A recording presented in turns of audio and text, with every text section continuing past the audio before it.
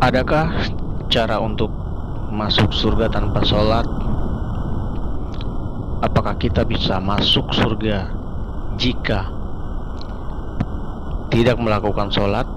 Apakah akibatnya jika banyak bolong sholat orang umat muslim? Ini adalah pertanyaan dari beberapa umat muslim. Memang sholat adalah salah satu ibadah terutama. Dalam Al-Quran 29 ayat 45, dan sesungguhnya mengingat Allah, sholat adalah lebih besar keutamaan daripada ibadah-ibadah yang lain. Namun ada kewajiban untuk melakukan sholat 5 kali sehari seumur hidup. Hal ditambah juga dengan berbagai ibadah lainnya. Pernahkah Anda bertanya bagaimana jika tidak sanggup memenuhi semua kewajiban ini? Apa hukumannya?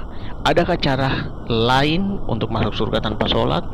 Bagaimana manusia yang penuh kelemahan mendapatkan pertolongan Allah? Mari kita simak rekaman ini. Keutamaan sholat bagi umat muslim. Ibadah sholat sangat penting karena merupakan tiang atau pilar utama agama Islam. Banyak ulama yang menyatakan orang yang meninggalkan sholat telah meninggalkan agama. Pokok dari perkara agama adalah Islam, tiangnya adalah sholat. Di dalam hadis Tirmizi nomor 26 ayat 16. Karena itu mukmin wajib menjalankan sholat sebagai prasyarat masuk surga. Ada hadis sahih menegaskan hal ini, beserta juga ancaman hukuman bagi yang meninggalkan sholat. Sholat 5 waktu telah Allah wajibkan bagi para hamba. Barang siapa yang melakukannya, Allah memasukkan dirinya ke dalam surga. Sedangkan orang yang tidak melaksanakan sholat, apabila Allah menghendaki, maka dia akan menyiksanya. Dalam hadis Abu Daud nomor 1210. Namun sholat 5 kali sehari seumur hidup itu sangat berat bagi umat muslim tentunya. Bagaimana jika bolong-bolong jatah sholat?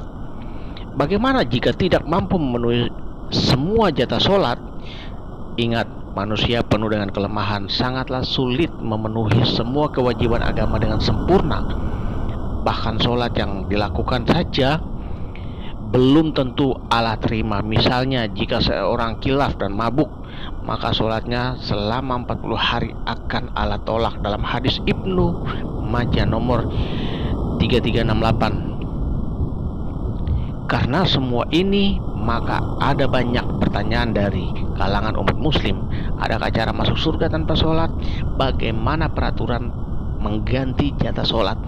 Adakah berbagai perbedaan pendapat ulama untuk menjawab pertanyaan ini? Beberapa ulama menyatakan mukmin wajib mengganti jatah sholat. Hal ini terus menjadi kewajiban sampai yakin telah menutupinya. Pandangan lain menyatakan wajib menggantikan sholat, namun hanya semampunya saja. Kita berusaha melakukan yang terbaik, namun jangan sampai menimbulkan masalah baru. Misalnya jangan sampai sakit atau mengganggu pekerjaan. Sedangkan ulama lain berpendapat tidak perlu mengganti jatah sholat, melainkan memperbanyak amal dan ibadah lainnya. Misalnya dengan puasa sunnah. Walau ada perbedaan, semua pandangan ini pada dasarnya sama, menyatakan mukmin tetap perlu sholat untuk masuk surga. Dan tetap ada bentuk penggantian jatah sholat. Pertanyaannya, sanggupkah mukmin memenuhi sholat? Bagaimana jika tetap tidak sanggup seorang mukmin? Kisah Habibah tidak mampu menjalankan sholat. Kita lihat, Habibah adalah seorang muslimah yang dibesarkan dalam keluarga religius. Ia juga berada di lingkungan yang kuat dengan nilai agama. Habibah dari remaja sudah khatam Al-Quran dan bahkan salah satu finalis tilawatil Al-Quran. Namun Habibah memiliki kegelisahan dalam hatinya yang begitu kacau balau mengenai sholat. Pertama, ia merasa bingung untuk mengucap doa yang tidak selalu ia paham artinya. Selanjutnya, ia juga merasa kesulitan disilipin sholat 5 kali seumur hidup. Habibah sering merasa bersalah karena ia tidak mampu memenuhi jatah sholat. Kadang ia malas di waktu lain, terlupa karena kesibukannya ataupun karena telah lelah bekerja. Ingat, Habibah menjadi takut neraka. Ia juga takut hukuman Allah yang akan menimpanya kelak. Ia tidak tahu adakah jalan manusia masuk surga tanpa sholat. Habibah memang mengetahui kisah Amr bin Tasabit, yaitu orang yang dinyatakan masuk surga tanpa sholat. Caranya adalah dengan berjuang di jalan Allah. Tapi ingat, ia merasa hal ini sangatlah sulit, bahkan lebih sulit dari menjalankan sholat. Habibah berpikir bagaimana juga jika sudah berjuang namun Allah tidak menerima ibadahnya, sia-sia. Ingat, Habibah menemukan inti doa sejati. Hal ini melanjutkan sampai Habibah bertemu dengan temannya yang adalah pengikut Isa. Awalnya ia memperhatikan saat mereka doa makan. Habibah terkejut dengan cara berdoa sangat berbeda temannya itu.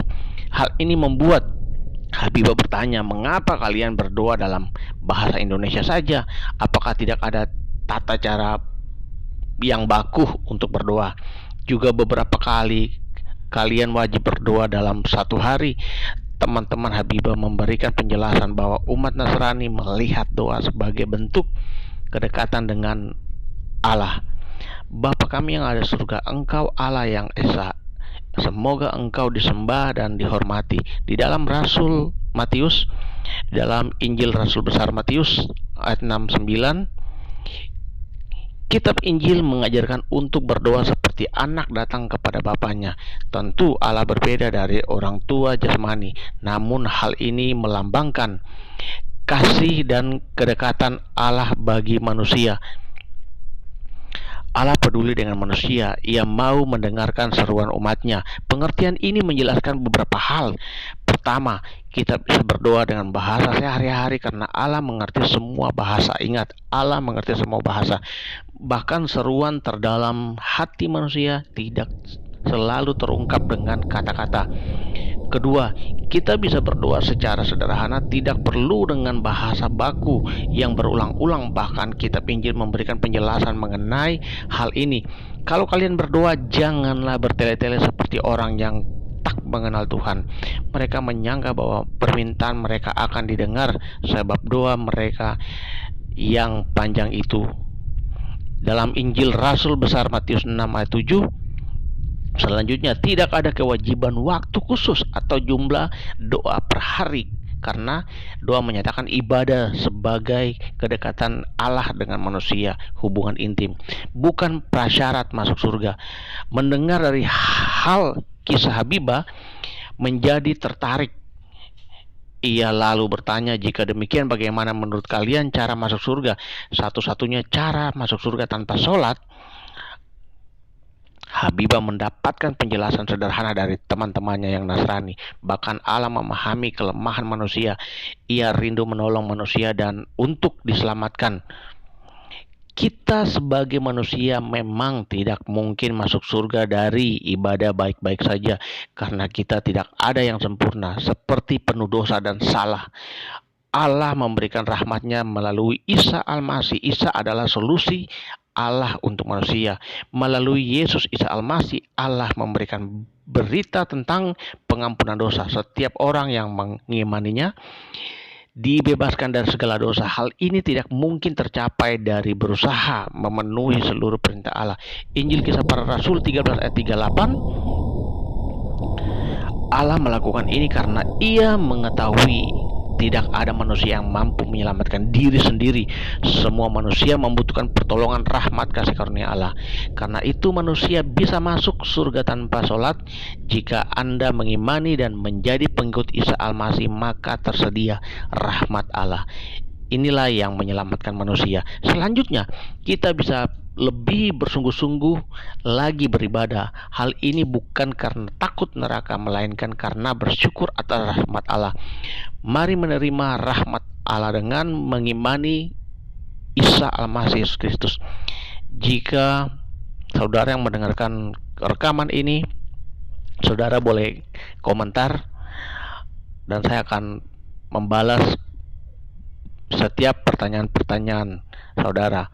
Oke, God bless you, Tuhan berkati.